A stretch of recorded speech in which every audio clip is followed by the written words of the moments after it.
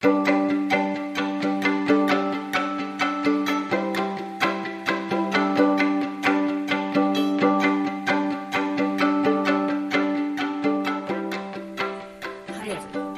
Nahanni Rous, here with a special Mother's Day episode of Can We Talk. This one is personal. It's in memory of my own mother, who died this winter. A few months before she died, I recorded this interview with her at my parents' house in Durham, New Hampshire. It's November 10th.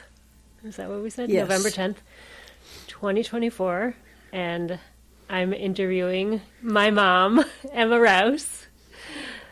Can you describe where we're sitting right now?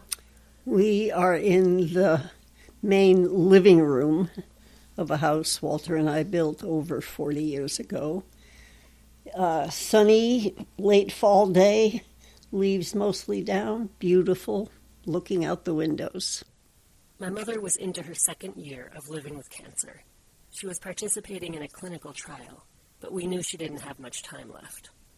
I wanted to talk to my mom about her conversion to Judaism, a choice she made that shaped our family and who I am. She was glad to talk about why she converted, how she felt about it, and what some of the challenges and rewards were. I'm happy to do it. I'm at 80 and probably close to the end. To have an urge to share whatever slight wisdom I have. I feel like I should have wisdom to share anyway. So, say first when and where you were born. I was born in Holyoke, Mass., October 1st, 1944. I tell the medical staff this 5 times every time I visit.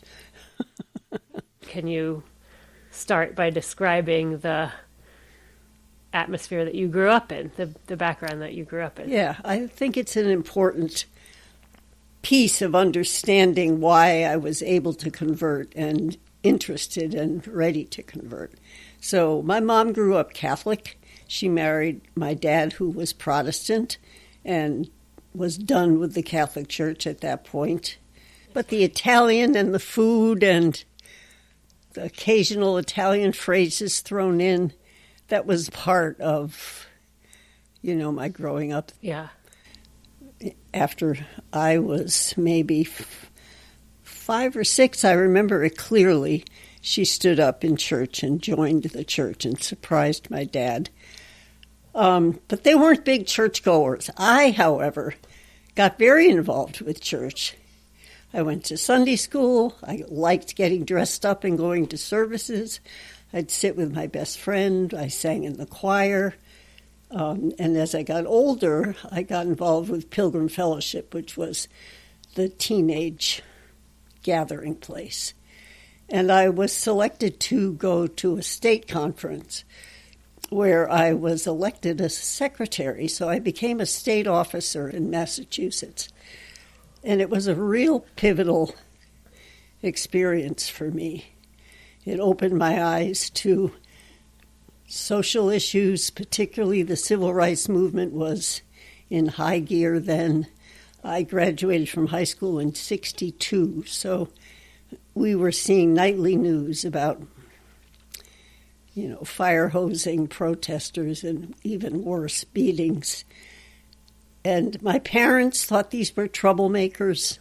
I saw it so differently, and it was the beginning of a real split with my parents in terms of politics.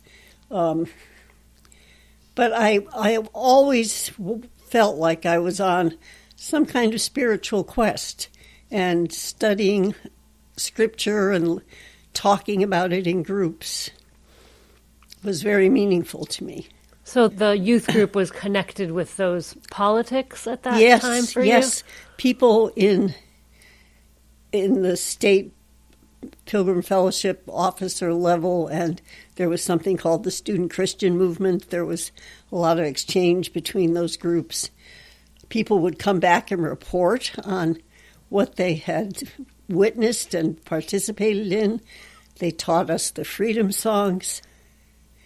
So when I went to college, I became the head of the Protestant group at Mount Holyoke. By But after college, my network was gone. I didn't have any kind of involvement with religion. Okay, fast forward to meeting Dad. How old were you? I think about 23 or 24. I look at pictures of us now and I think, oh my word, we were kids. What did we know? Anyway, I didn't really have much of an inkling that religion was an issue at all. I can't even remember when I learned Walter was Jewish. My parents met in the late 1960s while they were both driving convertibles in a traffic jam in Harvard Square. That's a story for another podcast. At the time, my mother was teaching in Newton Public Schools and getting a master's at the Harvard School of Education. My father was studying architecture at MIT. They dated, then went their separate ways. They eventually got back together, and right away things felt more serious. My mom describes a conversation they had at the apartment my dad shared with his friend Lance. I foolishly was tackling the pile of dishes in their sink. Lance used to make pea soup and let the remains dry on the pots and the plates. And more fool I couldn't bear it, and I was doing the dishes. And Dad was sitting behind me. So this was a good situation for him, because he didn't have to look me in the eye. And he said, you know, this could be difficult with my family, but I think we could make it work if you were interested in converting. And, I mean, we weren't talking about getting married, you know. This was sort of feeling out whether we could. And I, as I recall, didn't drag my feet. I think I said, well, I could think about that. Did that feel like a proposal? Was he introducing an idea about your future together that you hadn't thought of, or was it just that you hadn't talked about it? We hadn't talked about it. I'm sure I thought about it. Yeah, I'm sure I thought about it. So that was kind of evidence that he was thinking about it too. Yeah. Yeah. And, you know, in terms of religion, I was ready to demythologize Christianity, the whole Jesus thing, and the Congregational Church, the mainline Protestant churches, had been so involved in social issues and doing good work, but things were shifting toward the evangelical movement, which had no appeal for me. So I was kind of open to a spiritual experience that was different. But I expressed a willingness without really thinking about implications. I know I did that. I wanted to be with Walter. So he went home to tell his parents. There was never a formal proposal. You never had a moment where you decided to get married. No. Well, and you can kind of see why it had to evolve. Mm-hmm. So he described this to me later. His dad was out on a deck they had built over the laundry plant room, and Walter went out and joined him. Described this girl he met. She went to Mount Holyoke. She's a teacher. She's not Jewish. Oh, my God, what are we going to tell your mother? But she's willing to convert. Oh, well, that's different. And they embraced me fully. Well, let me back up. They said we had to go talk to Uncle Saul. So we made a trip down. Why? Because rabbis are supposed to talk you out of converting and tell you how hard it is to be a Jew. So off we went to Philadelphia. I got the talk. I nodded. Yeah, and then it went fine. And on the way home, Walter said, "Oh, this is going to be great." What were you thinking? I guess I thought, phew, past that hurdle. And Uncle Saul put me in touch with Rabbi Ben Zion Gold, who was the Hillel rabbi at Harvard, which was really a blessing. He was wonderful. How often did you meet with him, and Once over a week. what period of time? Once a week, and over a year, until Walter's father, and they knew Walter and I were living together, which they didn't approve of. But toward the end of that year, Walter's father said, "So, how long is this rabbi going to keep working with you?" The other thing Rabbi Gold did was put me in a Hebrew class with Harvard undergrads who were, and it was a little bit into the semester, so they were already a little ahead, and I had so much trouble with the Hebrew. It's hard to be a Jew. I just felt so inadequate sitting in that circle trying to read out loud in Hebrew. And it's always been a hurdle for me. Do you remember other things that Rabbi Gold taught you? Oh, there was one day when he took me into a little study and took down a volume of Talmud and showed me the original text in the middle and all the commentary all around it. I wish I had learned more of that, but I was amazed and kind of overwhelmed at the complexity of it and the depth of it. Yeah. And so the first Jewish holiday I attended in Englewood was Yom Kippur. And Walter's mother said to Walter, "You know, this isn't a very good introduction." She didn't think it was going to be very much fun for you. Right, right. What do you remember about it? I remember Walter sneaking pickles out of the refrigerator and making himself sick.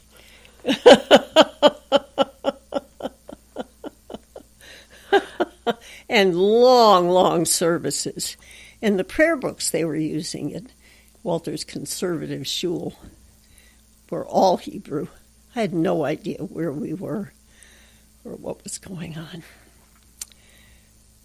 on. But Passover Seders in Englewood were fabulous. I've always tried to live up to them. How did your mother feel about you converting? Well, she was offended. She was upset. She didn't like it, which I thought was ironic since she had done something similar. But in her mind, it was different. It wasn't Christian. My dad had died by that time, so he wasn't a factor, thank goodness. Honestly, my father would have had a fit. He was very narrow-minded. But it was very hard for my mother. I think she thought Walter's parents were requiring something that wasn't fair. Something like that. She felt imposed on by them. She was a quiet woman, but she did not like to be pushed around. The first time she met them, she didn't say a word to them. It was the most awkward weekend. It was horrible. I remember at one point she said, "So are all your friends going to be Jewish now?"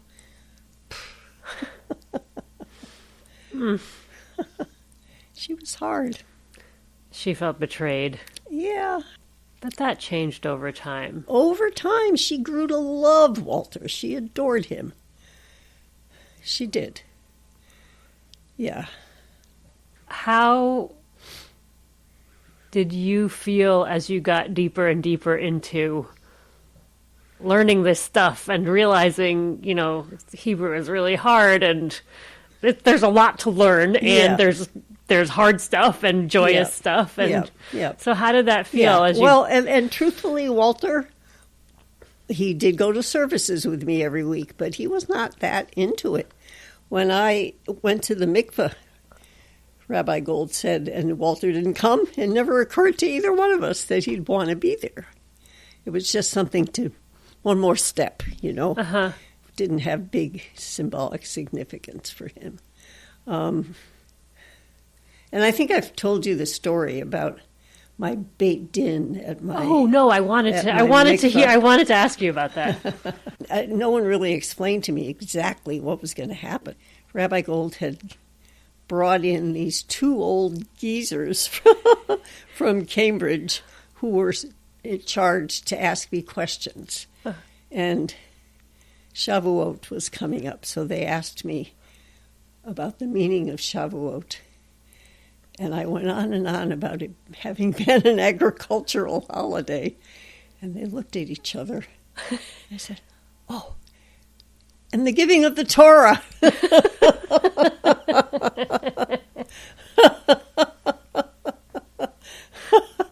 Whew.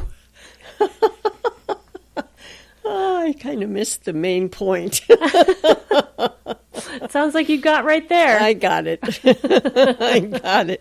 But, yeah, there was a moment. So it was Rabbi Gold teaching you and then Dad there to help you. But were there any Jewish women who were kind of taking you under their wing ever? Aunt Sophie sent me the Jewish catalog when it came out. I have a feeling that was after we got married, but I pored over that. That was very helpful. So that meant a lot to me, and there was it fit right in with the do-it-yourself ethic. But no, I wasn't talking to other Jewish women. I was kind of on my own, trying to figure it out. What were your conversations with Dad like? Did you actively make decisions about it? Well, I think we actively talked about keeping kosher, yeah, for sure. And I kind of enjoyed going into the kosher markets in Brookline, and there was one in the South End that would singe the chicken feet for me before it's sort of this cultural stuff that I liked doing. Yeah. When did you stop doing that? When we moved to New Hampshire, and it was harder to get to a kosher market. Mm-hmm. And what were the goals for raising your kids? Well, I always said that I thought kids should grow up with strong traditions, and I didn't see too much point in a mixed tradition. Like we knew of one family living near Grandma where one kid went to church and one kid went to shul, and I thought that was a strange solution. I thought the family should be sharing a tradition. And Walter's family had such a rich tradition. Sometimes they say that it's the mother is the one who kind of creates the traditions in the family and passes on the traditions. And do you feel like that's been true for you? Yeah, I mean, I would turn to Dad and say, so how did you do this at home? And Hanukkah, for example, was very low-key in their house. Each kid had a turn to give people something. And it was usually some homemade little thing. They didn't do a big deal about Hanukkah, which is the right thing to do. But he didn't instigate too much. We built tree houses for Sukkot a few times. He liked that. And when you say tree houses, you do mean tree houses? Yeah, they were right out here. Unfortunately, those trees fell with their houses. Yeah. The treehouse sukkah is just one example of how my parents teamed up to put their own creative stamp on Jewish holidays. They also pioneered a tabletop puppet show for the seders they hosted. But teaching me the Aleph Bet, enrolling me in Hebrew school, and making sure I was prepared for my bat mitzvah, my mom was the driving force behind all of that. When I was little, she baked challah with me and came into my first grade class to teach about Hanukkah. What would you say have been some of the biggest challenges about converting? Well, this sense that I was having to invent my Jewishness. Just the feeling of kind of being in a foreign country, learning a new language, new customs, yeah. It hit me really clearly last year when we hosted the Wabanaki group at Farmers Hill.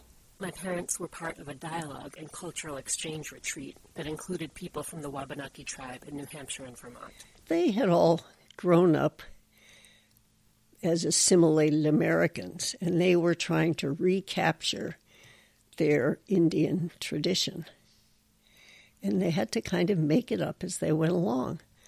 Learn chants, they were studying Wabanaki language, learn prayers, learn drumming, participate in communal events. And I thought, wait, that's just like me, trying to create a Jewish identity that I didn't really grow up with. It's just like me. Yeah. I think there are a lot of people who were born Jewish who don't grow up with a lot of knowledge or, being taught very much, who also feel like that if they get older and have to learn it all from scratch. Right.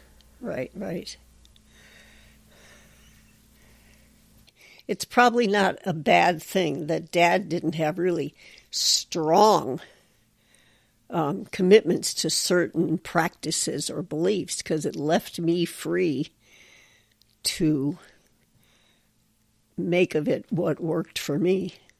Over the years, my mom became more and more active in the Jewish community.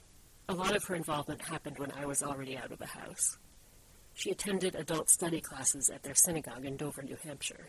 When my parents were in between shuls, she helped organize an independent prayer group. She co-chaired the New Hampshire chapter of J Street for a decade, took multiple trips to Israel, and at Temple Israel in Portsmouth, chaired the Israel Affairs Committee. She volunteered with the Hevra Kadisha, the Jewish Burial Society, helping prepare people's bodies for burial. This past fall, she and my dad received the Shem Tov Award from the Jewish Federation of New Hampshire for outstanding community service. I asked you about challenges, but what about some of the biggest rewards? Well, being able to host family holidays. So that was, and Grandma said to me after one of our second Seders, now I know I don't have to worry about who's going to carry this on. Wow. Very gratifying. That must have felt like a real affirmation. Yes. Yeah, it was wonderful. Yeah.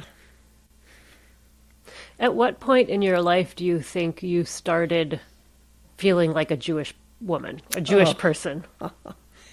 That's a really good question. I'm always feeling like I'm passing. I am. I mean, there are these stories about how someone thought Walter was the one who wasn't Jewish. I've never heard those stories. No, not shortly after I converted, we were both at Rabbi Gold's house, and some friends of his came in, we left, and they asked him, was that a mixed marriage? And he said, yes. And they said, I thought so. I didn't think he looked Jewish.